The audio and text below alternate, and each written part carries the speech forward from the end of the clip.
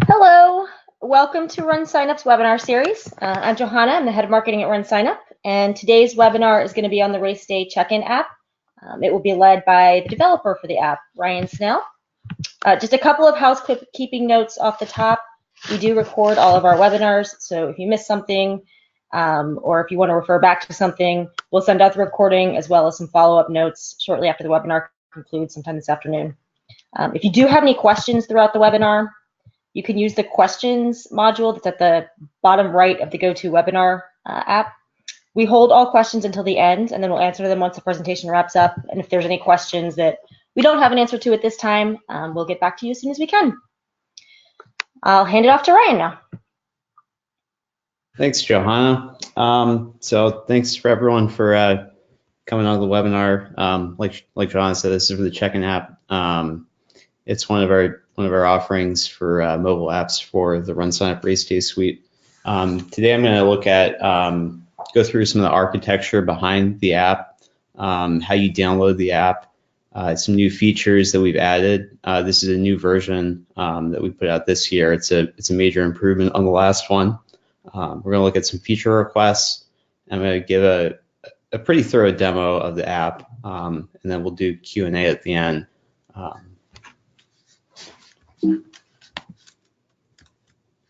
So like I said earlier, we redesigned the app this year in kind of a major way. The last app, it was based on this framework called Ionic, and what that was basically a browser that we packaged up, and so we had our own little HTML file that basically ran the whole entire app, and that handled basically everything. The disadvantage of that was it was really was not very stable.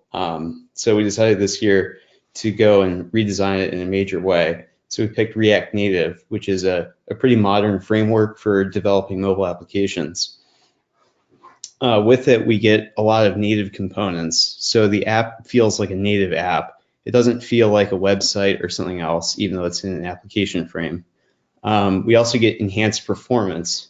In the previous app, we had people that had a lot of white screen issues. The app would just randomly freeze. So this app is kind of built to not only add new features, but fix some of the performance issues that we saw on the last app.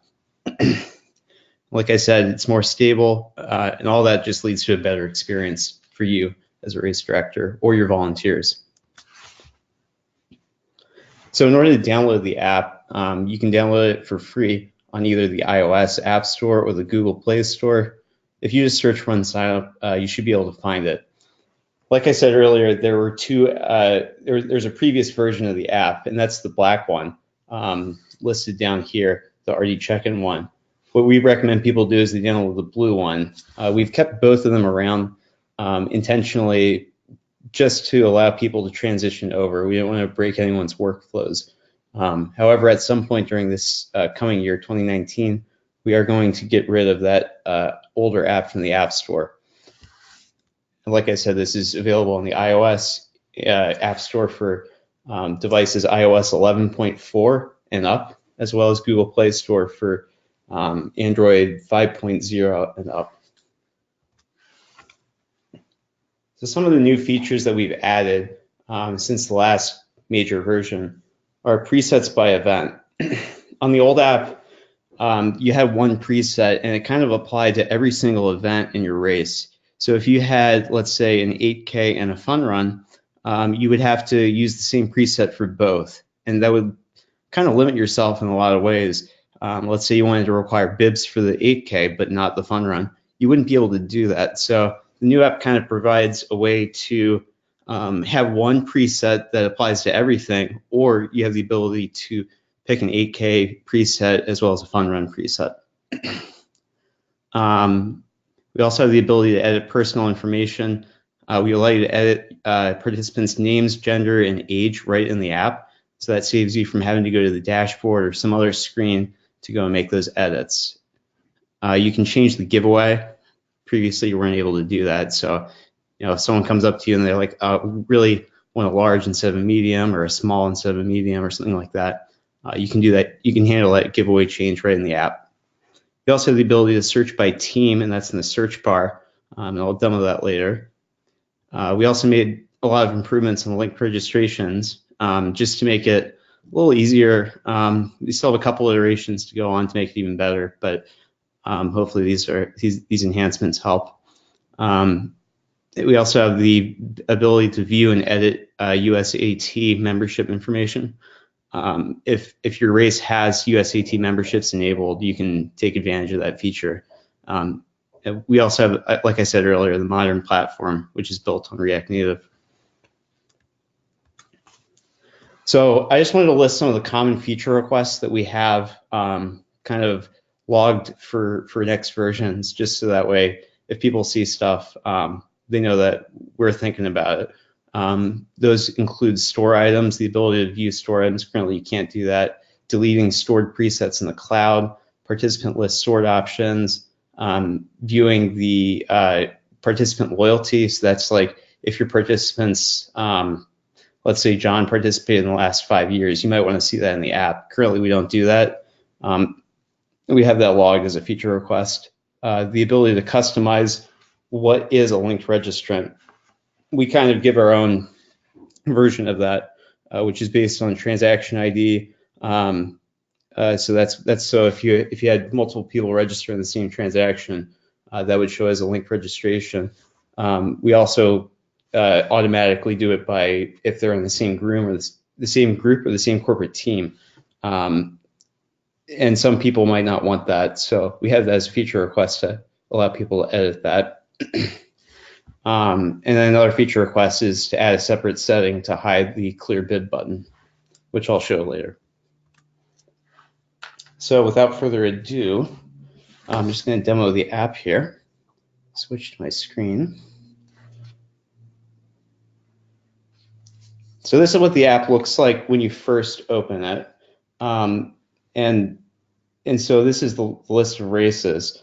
Now, by default, your race will not show in here unless you go to the dashboard. That's what I want to demo right here.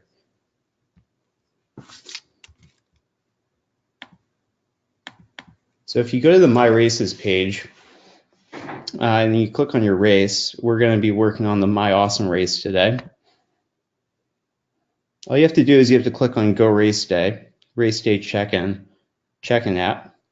And here is how you can allow your race to be shown on that screen.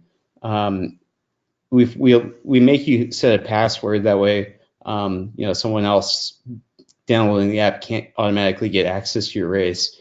So you have to pick a password. We institute a requirement of 8 characters or more, with having at least one uppercase and one lowercase character.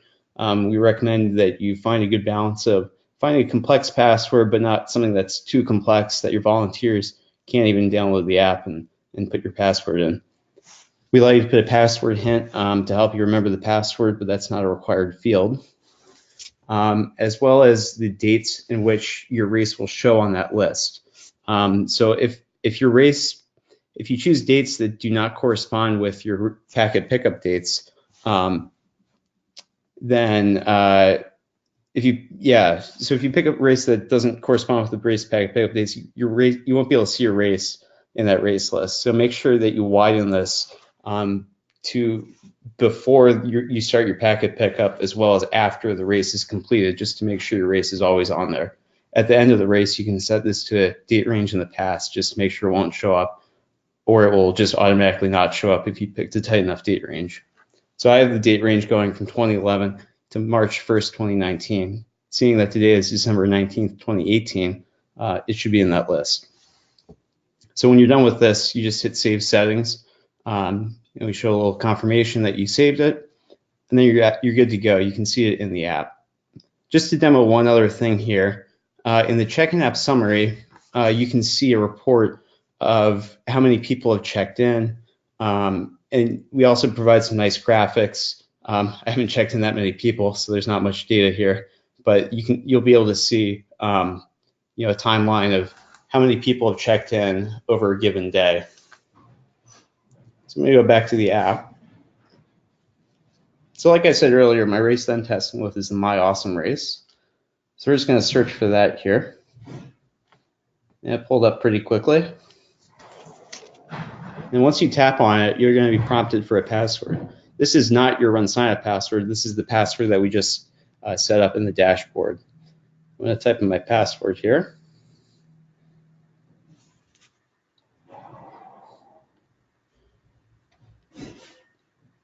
And very quickly, I don't know if you saw it, but what we did was it downloaded the participant data, all your race information into the app, so that way we can have all this data locally as well as online.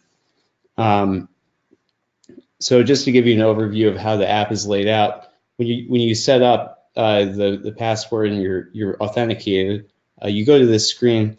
This is the participant list screen, and so you can see a few participants. We limit it to 100 participants here to encourage you to use the search feature. And then we have a little search button here to help you find that little search bar. The search bar is what you use to narrow the participants down. Just to demo it, if I was searching for Derek, all I'd have to do is type him in, and then you'd pull up right there. This button on the top left activates the menu. On the menu screen, you can activate the settings page, quick check-in, lock application, check-in stats, queued edits, and back to races. We're going to take a look at the settings screen. And here's where I said before, the ability to customize presets by event. You're not required to do this. We give you a default preset, and that default preset by default applies to all events, but you might not want that. So I'm going to show you how to set up different presets for different events. Down here is where you can show whether or not you want to show all events or not. You can toggle certain events on. I might not want to show that event, so we'll turn that off. We have advanced options down here, which I'm going to cover at the end of the webinar. So in this example, I have a 10K road race and a fun run. I'm not going to require bibs on the fun run, so I'm going to add a preset for that. So we're going to, in the preset name box, type in fun run. And I'm going to set bib number to skip. And skip means that we don't even show the step at all. There's multiple steps during check-in. Those steps include bib assignment, group bib assignment, waiver signature, and that's about it. We only show those steps if they're required. So for instance, if you say that waiver signatures are required, we only show that step if the participant has not already signed a waiver. We want people to sign their waivers, so we're going to turn require waiver on. And we're going to leave link registrations off on this event. Since bib number isn't here, we're going to turn bib number off. And we'll leave everything else the way it is. So under information changes, this is where you can allow your volunteers to change certain information about the participants. By default, we allow you to allow uncheck-ins. So that might be if you accidentally check someone in. A lot of these are defaulted to off, and these include allow event transfers, USAT information edits, corral edits, giveaway edits, and personal information edits. There's some advanced options down here, including prevent duplicate bibs. That's not applicable to the 10K, or excuse me, the fun run. But because we don't even have a bib assignment step, it doesn't matter. And the same goes for the validate bibs. We also have some settings for auto showing the camera on bib assignment, clearing the search after check-in. That's if you search for Derek, you check him in, you might not want Derek to pop up in that search participant result again. You might want that search bar to be clear so you can type in the next participant. And we also have a setting for use group name during check-in. So this setting looks good, so we're going to save it. And all you have to do is click this back button on the top left to save the preset. So we have a preset saved down here. You can see it with that edit fun run button that we have it.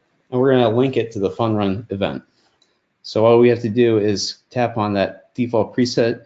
We're going to change that to preset fun run. And we're going to create another one real quick for the 10K. Similar process, except we're going to say bib number is required on this one. We're going to require waiver, and we'll show link registrations on this one. Everything else looks good. And we're gonna, like I said earlier, we're gonna link all these together. All right. So now if we go to the settings page, you can see that all those are linked together. And we're gonna turn off the hidden event. So now we have our presets saved. What you might want to do is, as a race director, you might not want to set this up on all the devices. Let's say you have 20 devices. I mean, that really adds up. So that might take you like 20 minutes to go do. So what we added was a feature for you to upload this configuration to the cloud. All you have to do is go into settings and scroll to the bottom, and we have this handy upload configuration button. So I'm just going to call it master for the master preset. We'll hit save. So we get a success message that says that the race configuration was uploaded to the cloud. And what this allows you to do is on other devices, when they come in, you just have to go to the settings page, scroll all the way down, and tap on the master preset, and that will automatically set everything else up for you. So we're going to go back. So now we have the presets demoed. I'll just go through a basic bib assignment demonstration. So let's say Suzanne comes up during packet pickup and she wants to pick up her packet. Let's search for her. Tap on her name. And this is a view when you tap on someone's name, it shows you the information that you want to show as configured in your preset, and it gives you action items based on both what's allowed and what the participant has in their registration records. So we have in the participant registration records that Suzanne has not checked in and she does not have a bib number. And therefore we have this check-in button and we can check her in. So we have on our stack, let's say we have bib 500. So we're going to assign that to her. We're going to give that bib to her.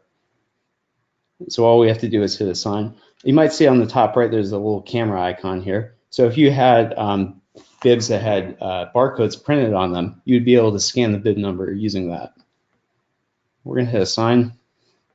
Suzanne has not signed the waiver.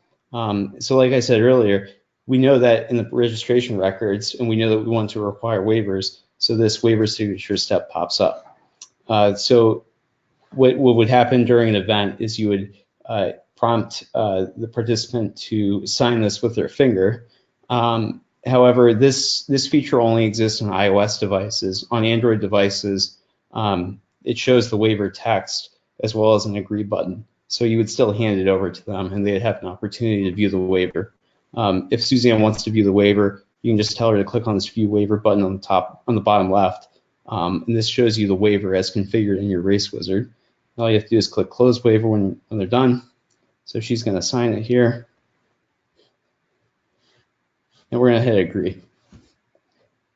So now you can see that she's checked in, bib number 500, and it gives you a couple action items that have updated because the registration record is now different. And those include uncheck-in and clear bib. Just to demonstrate some of these functions, uncheck-in is pretty simple. All you do is you tap it, and it gives you the option to uncheck them in. We're going to hit cancel, but if you hit yes, what would happen is just the flag that marked whether or not they were checked in would just turn to a false, and so they would not be checked in. The bib number would be preserved if you did that. Now, let's say you made a complete mistake and you wanted to erase that, you wanted to get rid of the bib and uncheck them in. That's where you use this clear bib button. You tap that. We give you an option to leave the participant checked in. We default that to off, and then you'd hit this clear bib button on the bottom right, and then it would more or less revert all the changes that we just made. However, we do store that she did sign the waiver because she did. So that's a quick demonstration of bib assignment, kind of like during on a dynamic bib assignment sort of setting. So what I want to go through next is the barcode. So if we hit the back button on the top left, you might see this camera icon next to the search bar. That's for a barcode from a registration confirmation email. So if you tap that, it activates a camera. I have a barcode right here. So what we're going to do is we're going to scan this, and this is, I'll show you this. This is a printed registration confirmation email. And I don't know if you saw that, but it just needed to clip the QR code, which is lightning fast. And once it did that, it saw the registration ID. It knows that we have John Doe in our participant records, and it pulled them up instantaneously. So now that we have John Doe, right in front of our packet pickup desk, we're going to check him in. The next bib number is 501, so we'll assign that. And here's a demonstration of the linked registrations. So in this example, John and Jane registered together. We know this, and so Jane pulls up after you're done checking John in. So the idea behind this is, let's say there's a family, and you don't want to have to go search through every single family member, or let's say it's a bunch of friends that have different first names and different last names. That's a lot of searching you can do. So what you can do here is there's a quick link to go to Jane. You probably want to check Jane in if John also registered with them. He probably wants to pick up her packet for her. So in this example, we're going to give the next bib to Jane. So we're going to check her in. 502 is the next one on the stack, and we'll assign that one. And because Jane is checked in, we also give you a quick little link to go back to John in case you want to change something on his participant records. But now that we're done with both of them, we're going to hit back. And we're done scanning barcodes. He was the only person to have a barcode apparently today. So we're going to go back to the participant list. So like I said earlier, for link registrations, we do that based on the transaction, if they were in the same transaction, if they were on the same group, or if they were on the same corporate team. And like I said at the beginning, there is a feature request in to allow people to customize how that determination is made. Right now, we just do it based on any of those. The next feature I want to demo is the quick check-in. So like the earlier example with the barcode, with the quick check-in, all it does is it brings up the camera, and it allows you to check people in quickly if you know that there's a line of people that all have their confirmation emails printed out. So we have a stack here, and so it's kind of hard for me to show you that without it automatically going to them. But we do have a stack of registration confirmation emails here. So we're going to go through the first one, Ian Joyner. We're just going to scan here. Now, Ian is part of the fun run, so there's no bib, but we wanted to require a waiver signature. So we're going to pass it to him. He's going to sign Ian. We're going to agree to that. It shows you a little success confirmation during quick check-in that Ian Joyner checked in. And when you hit Scan Next Participant, what it's going to do is open up the camera again for the next participant in line. So the next participant in line is Derek Moyer. Derek's part of the 10K road race. So once we scan that in, so it knows that Derek's part of the 10K, and like we set up earlier, that requires a bib number. The next one on the stack is 503, so we're going to give that to him. But let's say we mistyped 503 as 502. Now the app knows that 502 is already assigned, so it'll automatically prevent you from doing that. So that's a handy tool to prevent typos during dynamic bib assignment. Derek also hasn't signed the waiver, so we're going to sign it after we give it to him.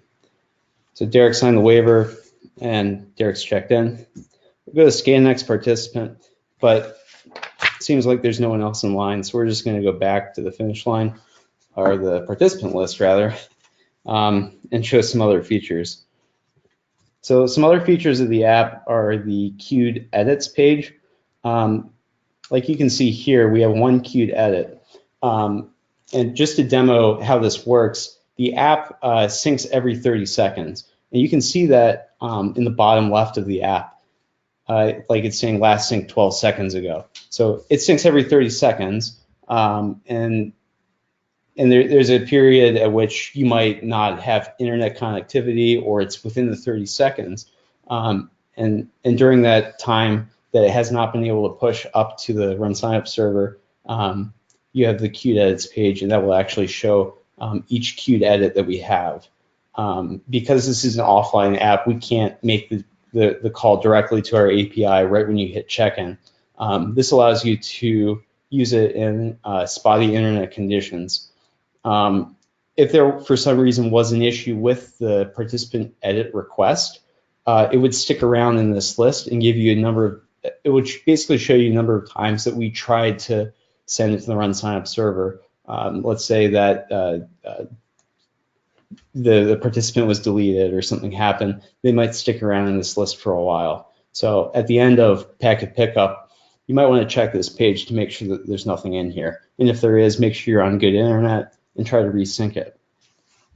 The app syncs every 30 seconds, but if you want to manually force the sync, all you have to do is pull down on this participant list, and it will initiate a sync.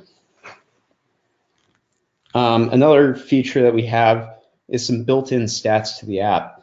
This requires internet connectivity, but if you hit check-in stats, we provide you a list of all of your events, and we break it down with a pie chart, and we give you the raw data too to show you how many participants there are versus how many have checked in. So it looks like we're about 50-50 on all of our events here.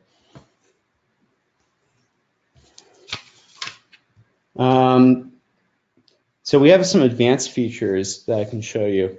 One of my favorites is the data display. So if you see in the participant list, we show a little X or a green check mark, and that's their check-in status. So we check Ian in, we check Derek in, as well as John and Jane. And that's why they're checked in. Everyone else is not checked in. Let's say you want to show something else. We give you a couple of data slots for this. So we have in the left data display currently nothing. In the right one, we have check-in status. What you can do is you can show bib number in the other spot. And if you go back, you can see bib number on all of them. Ian's part of the fun run, and that's why there's not a bib number for Ian. But we assign 50, 501, 502, and 503. And so all those bib numbers are there. 500 is not assigned because we unchecked Suzanne and cleared her bib. Another handy feature is the ability to search by group name or corporate team or something like that. So John and Jane signed up with the group RunSignUp League. So we populate that in the search. And so if they tell you they were part of the RunSignUp League group, all you have to do is search for that and they pull up. So this might be useful. Like there's a local running group here like Medford Milers or Run 856 or something like that. If you know there's a group of people that someone's checking in, it might be easier to search for that group name and automatically pull everyone else up that's a part of that group. I'm just going to show one last feature here, and that's the ability to lock the application. We give you the ability to put in a 4-digit PIN code to lock the application. Not many people probably use this, but you could put in any combination. So we're going to put in 2458, and that locks the application. And what that does is it basically hides all of the other menu items. So the only menu item we leave is unlock application. So if we tap that, 2458, that unlocks the application again. Actually, I'm going to show you one last advanced feature, which is the ability to customize the name. So like I said earlier, on the check-in app summary page, which I'm just going to refresh here, now we have some more data, so there's a bit of a better graph. By default, it shows iOS RD check-in or Android RD check-in on this list. And that depends on whether or not you set up a name in the app. That's the default, but if you wanted to change it, all you'd have to do is go into the settings page. So there's a home page, there's a settings button in the top, in the bottom right. If you tap that, change identifier, you can change the identifier that's used for the race status. So this applies to all races. So you might not want to make it too specific, but if it's your personal phone or it's a device that you're going to leave at a running store or something like that, you might want to put in like Moorestown Running Co. And now any check-ins that are made from that device will, instead of showing iOS RD check-in, they might show iOS Moorestown Running Co. or some other name. So that's most of the app that I wanted to demo today. We're going to open it up to Q&A right now based on the questions from GoToWebinar. All right. Looks like we have a couple of questions coming in. You can still add them and we'll start to go through them one at a time. The first one is there a way to see the password entered in the RaceDay check-in on the dashboard? No. So what we do is we hash and salt that password, and we're required to do that for various PCI reasons. So you can't see that, but we don't really prevent you from putting whatever you want in that password hint field. I think that's what Bob does, is he uses the password hint for that. It is maybe not the most secure option, but that is an option if you want to do that. We're not going to prevent you from doing that if you want to use that as a little note-keeping tool. Does the app stop you from entering a bib number? I'm sorry. Does the app stop you from entering a bib number twice, or could someone potentially assign the same number to two people? Yeah, so in the presets, there's a setting for prevent duplicate bibs. And what the app does is it pulls down information every 30 seconds if you have internet. And so if you assigned a bib that's been previously assigned, or someone else next to you assigned it 2 minutes ago, and you have internet, that would prevent you from preventing, or I should say, assigning the same exact bib number to a participant. It also conforms to the bib range rules that you have set up in the race dashboard. So if you have a couple of valid bib ranges for your event, it also by default respects that. Can you export queued edits? You cannot right now, although I will log that, so we can talk about that as part of our development meetings. But no, right now it's just a list of all the information that's changed that has not made its way up to RunSignUp. When changing a giveaway, does that update inventory? No, it does not automatically update inventory counts, and it also doesn't check to make sure that we didn't really want to lock people into anything, especially because this is an offline capable application. We can't really guarantee any inventory with the application.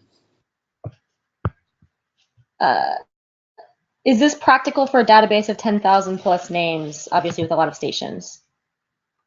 So that kind of depends on the device that's being used. If you have a device, and my recommendation is something that it might take a little bit of time to view the specifications on a given device, but I recommend something that has about 1 gigabyte of RAM. That's RAM, not the actual storage space.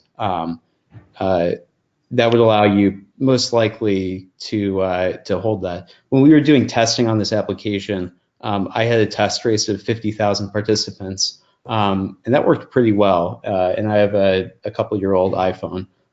So if, like I said earlier, if you have a well enough capable device, that should be able to handle 10,000. Could we have the option to have camera all the time, scan a QR, and then scan the bib?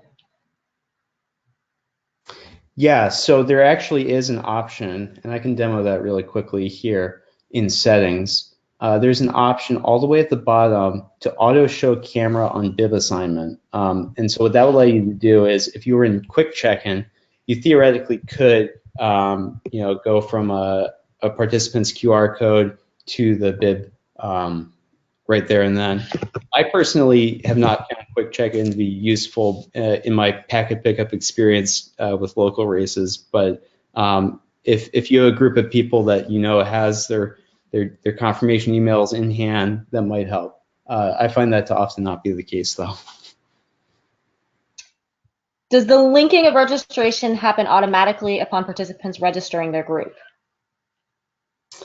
Yeah, so the linking, it kind of happens during that 30-second sync cycle. And during that cycle, we pull down all the information. Link registrations happens, the query happens whenever the participant is checked in and you drill into that participant. So in the example that I showed earlier, John and Jane participated together, or they were part of the same transaction. And so right when we check John in, we go to the updated page that shows him checked in with the bib number.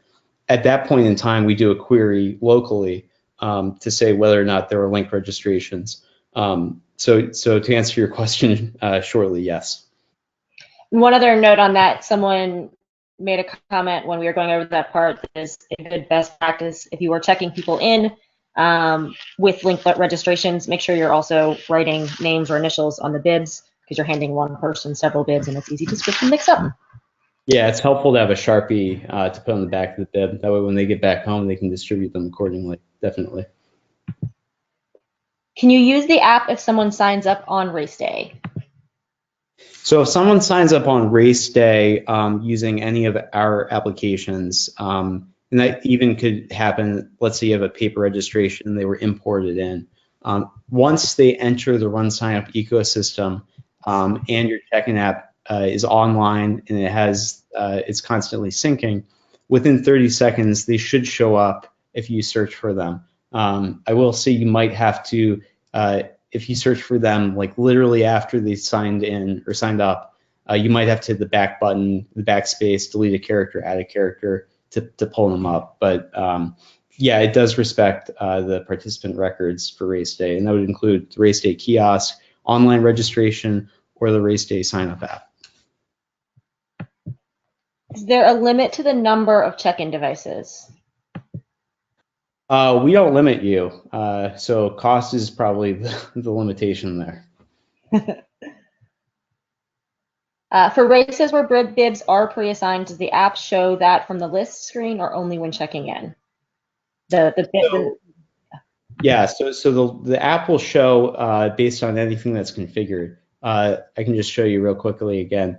The edit default preset, any preset here, you can show whether or not to enable the bib number to be shown, and then you can see it in here. If they were pre-assigned, this list would show all the bib numbers pre-assigned, and it would show them, instead of having a little dash for not applicable, it would actually show all the pre-assigned bib numbers, probably with a red X next to them because they haven't signed in. And so when you check them in, it will actually be a really quick check-in process. You just hit check-in and they're instantly checked in because there's no bib assign step. What do you mean by group as it relates to linked registrations? Is it the team name? Yeah, so it'd be groups/teams.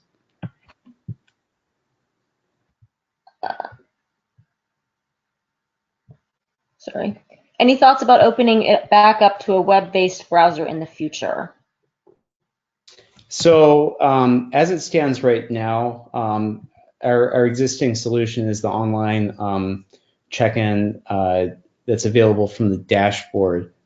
We are going through a UI refresh of that now to make it more modern.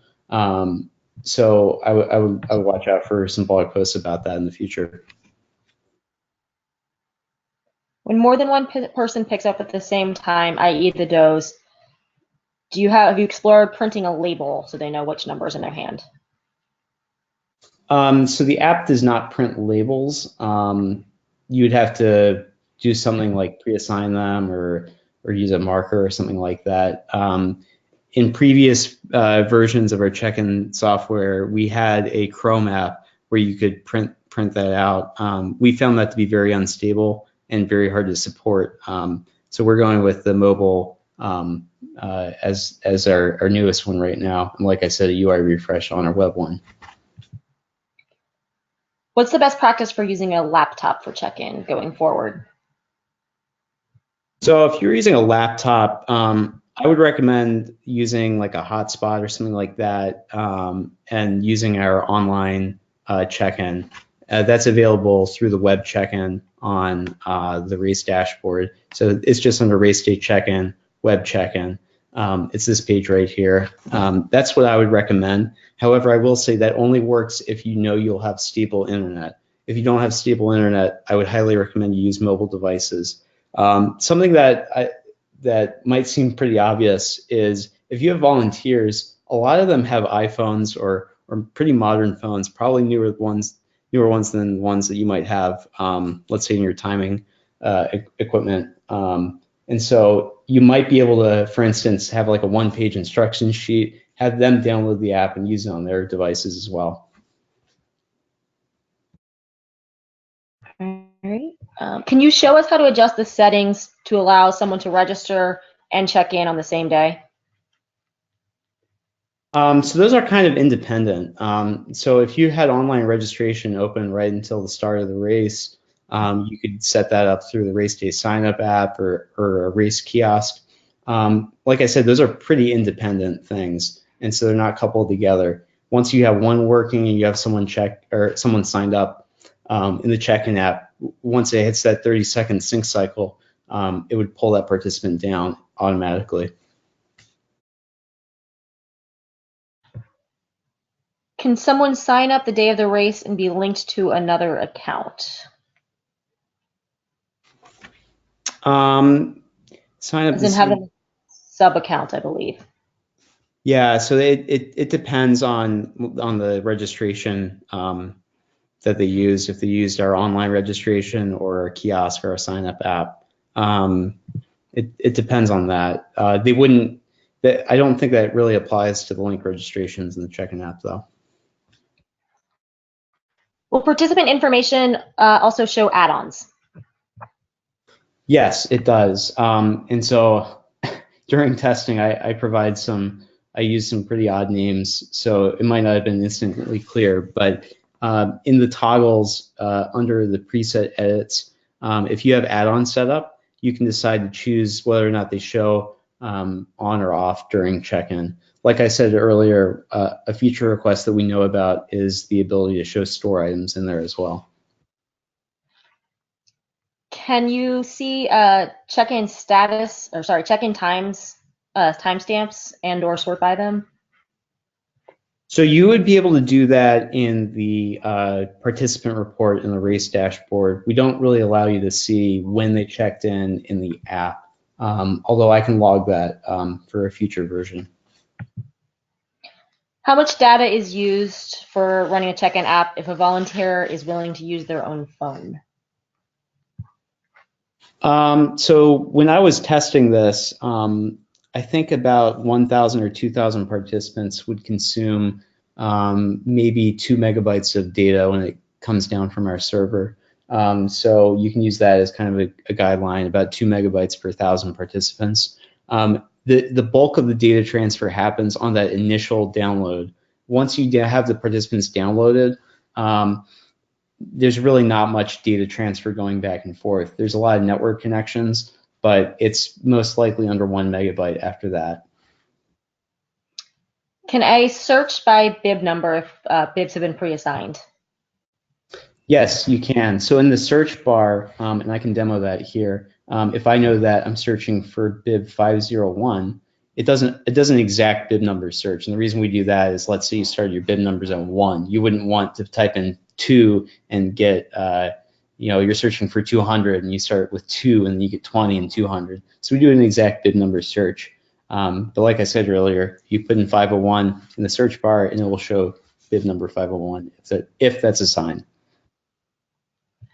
Can you reassign bib numbers without checking in the runner? That's a good question. I believe the answer is no on that one. The bib assignment step only happens during the check-in process. So what you'd be able to do then is you might have to clear the bib and then uncheck them in and then check them in again just to go through that whole process again. Would a check-in all feature for linked registrations be something to add to a feature request? So that is something that I explored when I was redesigning the application. To me, it becomes very complicated to explain the app when you have that, because now you're chaining a whole bunch of screens together. And let's say you don't want participant 4 out of 20. It gets really hard to handle that. And that's why we have the link registrations all the way at the end at checking them in, so you can see who's left that needs to be picked up. And we might expand that in the future to show more information like check-in status on that link registrations page. Right, I think that's pretty much it right now. Here, let me do one more, and then I think we have a couple that are very specific situations. If we have not answered your question, we'll get back to you by email shortly after this. Last one then is on the check-in status. It shows the total number of participants and the number checked in. is it possible to see how many are left instead? How many are remaining to check in? That's a good question. I think right now you'd have to get your calculator out on that one. Yeah, we like you said earlier, we show the number checked in and the number overall. That might be something to look into. Do a quick little subtraction to make it easier for all the race directors out there. All right, we're going to wrap that up there. I do think that we'll do some follow-up emails to everyone here if we did not get to your question. So thanks, Ryan, and thank everyone for joining us. Yeah, thank you, everybody.